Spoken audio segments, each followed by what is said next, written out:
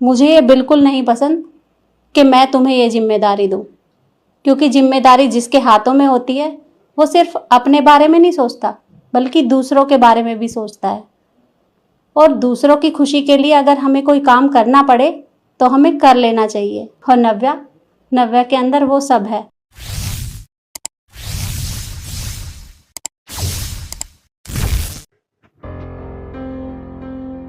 Issue, शिखा, नव्या, अरे कहाँ गई तीनों की तीनों? दिखाई नहीं दे रही। क्या वो मम्मी जी, आप इसे चिल्ला क्यों रहे हो? सब ठीक तो है? शिखा, ये किचन में कप तुमने तोड़ा? नहीं नहीं नहीं मम्मी जी, मैंने कोई कप नहीं तोड़ा है। अरे कम से कम टूट गया था तो बता दो, कम से कम उठा तो देती, किसी के पैर में लग जाता। अरे क्या हो गया? पहले तुम मुझे ये बताओ कि किचन में कप तुमसे टूटा है? अरे नहीं मम्मी जी, कैसी बातें कर रही हैं? भला मैं कप क्यों तोड़ूंगी? मुझे लगता है ना ये नव्या ने तोड़ा होगा, क्योंकि मैंने उसे देखा था अंदर जाते हुए। हाँ मम्मी जी, सही कह रही है ये। और देखना, वो जब आएगी ना यहाँ पे तो भोली बनने का नाटक करेगी और मना कर देगी, देख लेना आप। मम्मी जी क्या हुआ, आपने बुलाया? हाँ मैंने बुलाया। पहले ये बताओ किचन में कप तुमसे टूटा है? मम्मी जी वो देखा मम्मी जी, हक ला गई ना, क्योंकि झूठ बोलने वाला ना ऐसा ही होता है। अरे नव्या, तुमने कप तोड़ा था तो कोई बात नहीं, एटलीस्ट उसे साफ तो कर देती। मम्मी जी अंदर जा रही थी, अगर उन्हें लग जाती तो? केयरलेस कहीं की। दीदी आप गलत समझ रही हैं, मैं वही तो बता रही हूँ, मुझसे कप नहीं टूटा है। अरे नव्या रहने दे, बात छुपा मत। टूट गया कोई बात नहीं, कम से कम बोल तो देती। अरे बस करो तुम तीनों, आपस में बहस करे जा रही हो। मैंने सिर्फ तुमसे ये पूछा है कि कप किसने तोड़ा, पर तुम तो हो के मानने को तैयार ही नहीं हो। अरे बहुत हो गया, मैं अब ये जिम्मेदारी और नहीं उठा सकती। मेरे से तुम्हारे साथ कोई बहस नहीं होती। अब मैंने डिसाइड कर लिया है, अब से मैं ये जिम्मेदारी तुम तीनों में से किसी एक को दूंगी। पर मुझे तो समझ ही नहीं आ रहा कि मैं घर की चाबियां दूं तो दूं किसे। अरे मम्मी, तो इसमें सोचना क्या है? मैं इस घर की बड़ी बहू हूँ, आप मुझे जिम्मेदारी दे दीजिए। और भला मुझसे इस घर की जिम्मेदारी और अच्छे से कौन ही संभाल सकता है? देखिए मम्मी जी, मैं मानती हूँ ये बड़ी हैं, लेकिन इनसे बड़ी तो मैं ही हूँ ना, और घर में सबसे बड़ी मैं ही हूँ आपके बाद। तो मुझे ही चाबियां दो, मैं इस घर को संभालूंगी। नव्या, तुम्हें घर की चाबियां नहीं चाहिए? नहीं मम्मी जी, मुझे नहीं चाहिए चाबियाँ, क्योंकि चाबियों के साथ साथ जिम्मेदारियां भी आती हैं और मुझे नहीं लगता कि मैं इस लायक हूँ कि मैं जिम्मेदारियां उठा सकूँ इस घर की। और वैसे भी दीदी तो बड़ी है ना इस घर में, तो आप इनको दे दीजिए चाबियाँ। ये मैं डिसाइड करूंगी कि कौन जिम्मेदारियों के लायक है और कौन नहीं। तो मैं एक काम करती हूँ, मैं तुम तीनों का टेस्ट लेकर देखती हूँ, और जो भी उस टेस्ट में पास हो जाएगा उसी को ये चाबियां और घर की सारी जिम्मेदारी मिलेगी। ठीक है? तो एक काम करो, तुम अंदर किचन में जाओ और एक एक प्लेट में एक एक आलू रख के लाओ। मैं सोफे पे तुम्हारा वेट करती हूँ। जी मम्मी जी।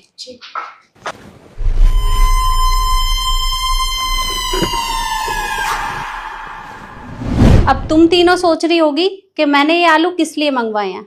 देखो, आलू काटने तो तुम्हें आते ही हैं, पर मैं चाहती हूँ कि तुम मेरे सामने इस आलू को अच्छे से छीलो और काटो। मैं देखना चाहती हूँ कि तुम आलू किस तरह से कट करती हो, और जो भी अच्छे से करेगा और जल्दी करेगा वो जीत जाएगा। तो योर टाइम स्टार्ट नाउ।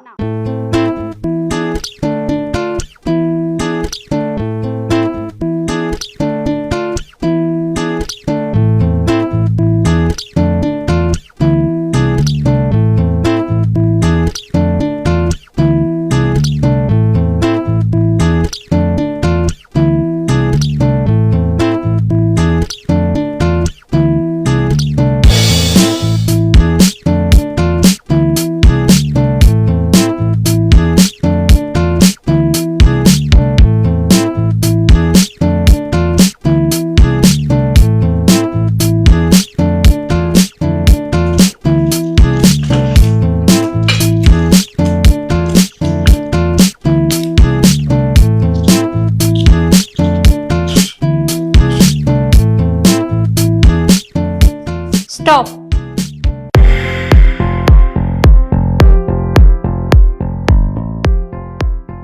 अब मैं बताती हूँ कि किसने अच्छे से कट किए हैं। शिखा, एक बार अपनी प्लेट की तरफ देखो। तुमने आलू तो काटा है, पर आधे से ज्यादा आलू तुमने छिलकों में ही छोड़ दिया। अरे इस तरह से कौन काटता है? और ईशु, तुम मुझे एक बात बताओ, हमारे घर में कौन मेंबर ऐसा है जो आलू की छिलकों वाली सब्जी खाता है? वो क्या है ना मम्मी, छिलकों में ना प्रोटीन होता है, इसलिए मैंने छोड़ दिए। प्रोटीन तो होता है, पर हमारे घर में छिलकों वाले आलू की सब्जी कोई नहीं खाता, और मैंने तुम्हें छीलने के लिए पहले ही बोल दिया था। और नव्या की प्लेट देखो, उसने आलू कितने अच्छे से छीला है।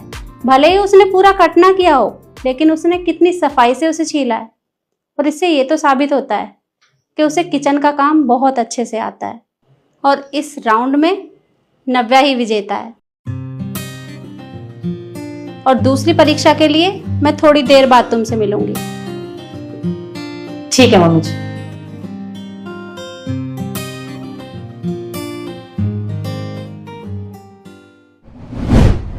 बहुओं, देखो, तुम्हारी परीक्षा से पहले मैं तुम्हें कुछ बताना चाहूंगी। वो क्या है ना, गांव से अभी फोन आया है और परसों गांव में शादी है, तो हमें शादी में जाना पड़ेगा। और मैं चाहती हूँ कि तुम में से एक जनी मेरा ये लहंगा पहने, क्योंकि मेरा बहुत मन है। और हाँ, बाकी मेरे पास अभी 6,000 रुपये हैं, जो मैं 3-3 रुपये 2 बहुओं को दे दूंगी। वो अपने लिए बाजार से कुछ ले आना।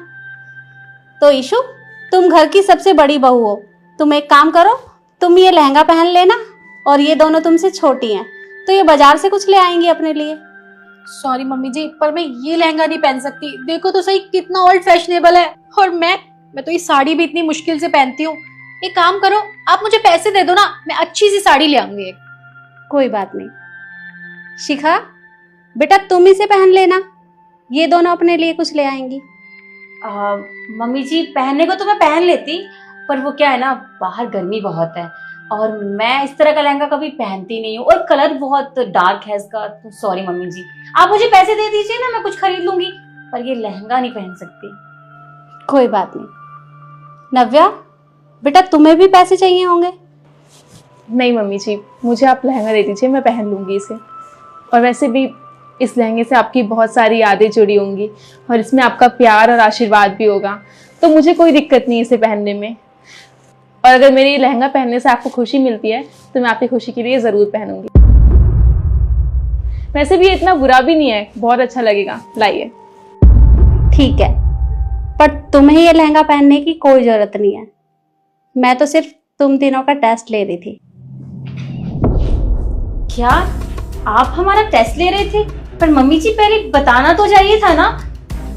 अगर मैं तुम्हें बताकर टेस्ट लेती तो शायद तुम जीतने के लिए ये सब करती, पर मुझे देखना था कि तुम क्या कहती हो। और मैंने तो ये अच्छे से देख लिया, तुम दोनों के अंदर मेरी भावनाओं की बिल्कुल भी कद्र नहीं है। अरे तुमने ये क्या किया? तुमने एक बार भी मेरे बारे में नहीं सोचा कि इस लहंगे से मेरी कितनी यादें जुड़ी हैं।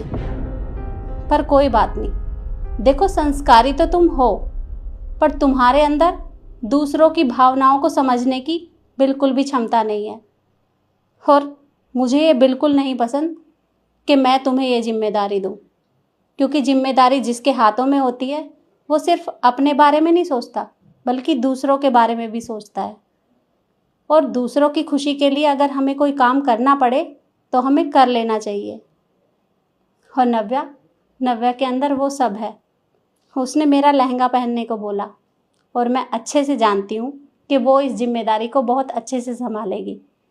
और हाँ, एक बात बताना तो मैं भूल ही गई, तुमने ये लहंगा तो देख लिया, पर लहंगे के ऊपर रखा हुआ हमारा ये पुश्तैनी हार नहीं देखा।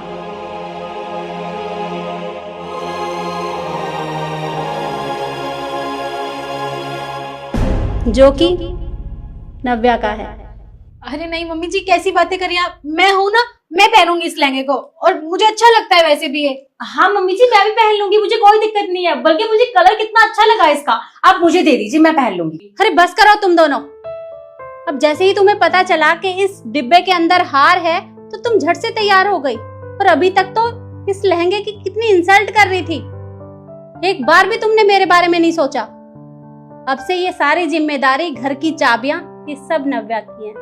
नव्या, आज से ये सारी जिम्मेदारी तुम्हारी। पर मम्मी जी आप खुद सोचिए ना, मैं वैसे भी छोटी हूँ इस घर में सबसे, तो इतनी सारी जिम्मेदारियाँ कैसे उठाऊंगी।